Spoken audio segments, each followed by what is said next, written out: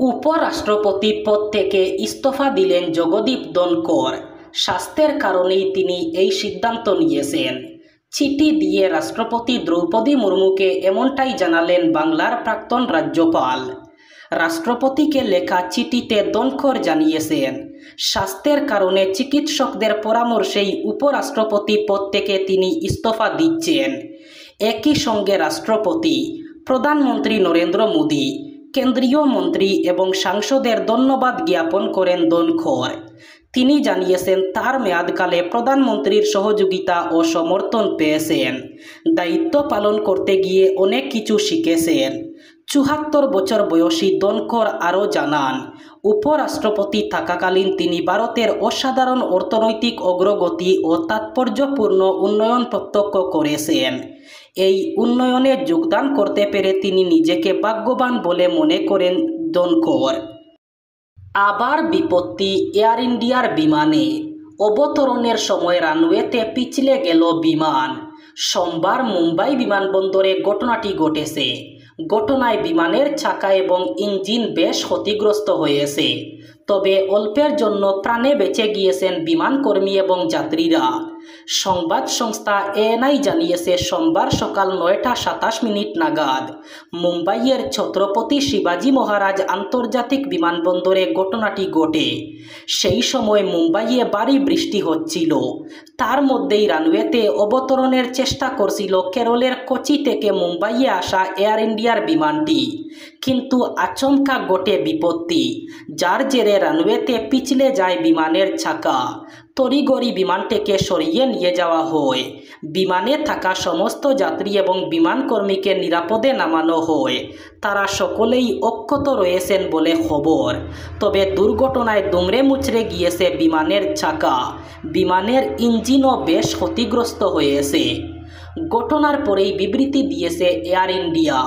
সংস্থার একজন মুখপাত্র জানিয়েছেন, কোচি থেকে মুম্বাইগামী উড়ানটি অবতরণের সময় শহর এবং রাজ্যের বেশ কিছু জায়গায় বৃষ্টি হচ্ছিল, যার জেরে অবতরণের সময় বেজা রানওয়েতে পিছলে যায় সেটি।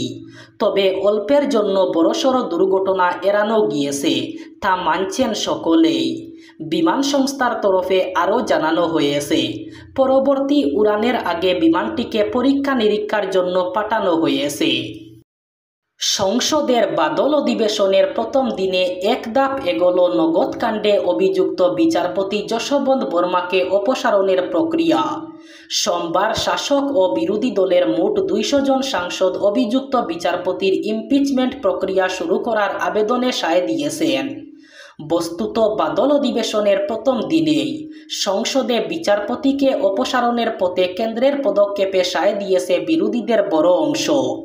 যদিও ভারত পাকিস্তান সংঘর্ষ বিরতিতে মার্কিন প্রেসিডেন্ট ডোনাল্ড ট্রাম্পের ভূমিকা নিয়ে শাসক এবং বিরোধী সাংসদের তরজায় লোকসভায় প্রথম দিনের অধিবেশন ২০ মিনিট পরেই মুলতবি হয়ে যায়।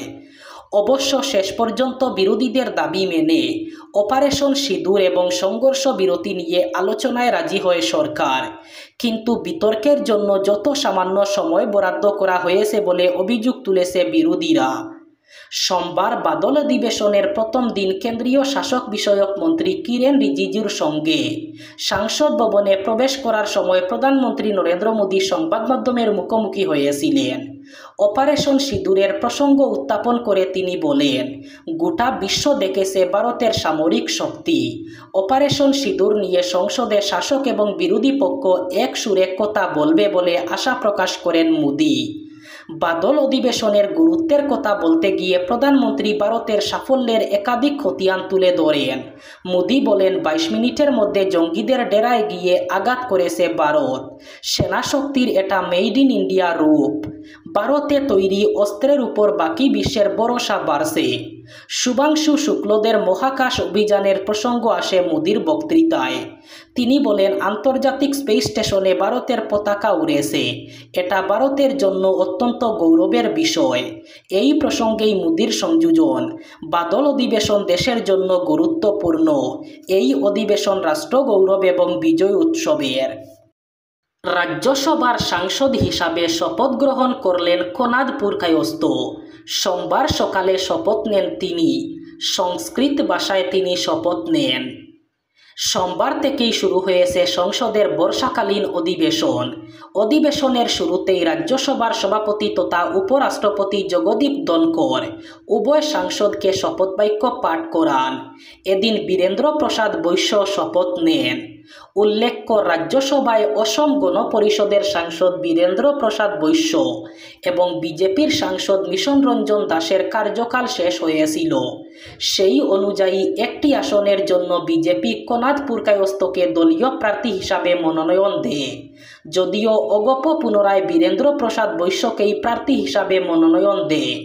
তবে খালি হওয়া বৈশ্যের আসনের জন্য একাধিক অগপ নেতা প্রার্থী হতে আগ্রহ প্রকাশ করলেও শেষ মুহূর্তে দলীয় শীর্ষ নেতৃত্ব বৈশ্যকেই পুনরায় প্রার্থী হিসাবে ঘোষণা করে।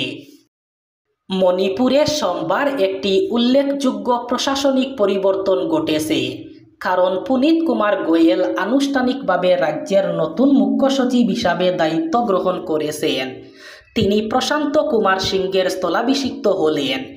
ইম্ফলের পুরাতন সচিবালয় ভবনে দায়িত্ব হস্তান্তরের অনুষ্ঠানটি অনুষ্ঠিত হয়, যা রাজ্যের আমলাতান্ত্রিক নেতৃত্বে একটি নতুন অধ্যায়ের সূচনা। গোয়েল 1991 ব্যাচের এজিএমইউটি ক্যাডারের একজন আইএএস অফিসার। মন্ত্রী পরিষদের নিয়োগ কমিটি দ্বারা গত 16 জুলাই এই পদে নিযুক্ত হন। তিনি রবিবার ইম্ফলে পৌঁছান এবং কমিশনার অশোক কুমার সহ সিনিয়র কর্মকর্তাদের একটি প্রতিনিধি দল তাকে অভ্যর্থনা জানায়।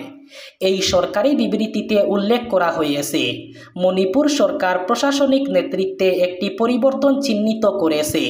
বিদায়ী মুখ্য সচিব প্রশান্ত কুমার সিং থেকে নবনিযুক্ত মুখ্য সচিব পুনীত কুমার গোয়েলের কাছে আনুষ্ঠানিকভাবে দায়িত্ব হস্তান্তরের মাধ্যমে অনুষ্ঠানে উপস্থিত সিনিয়র বিভাগীয় প্রধান ও কর্মকর্তা সিংহের নিবেদিত সেবার জন্য কৃতজ্ঞতা প্রকাশ করেন এবং গোয়েলকে তাদের শুভকামনা জানান।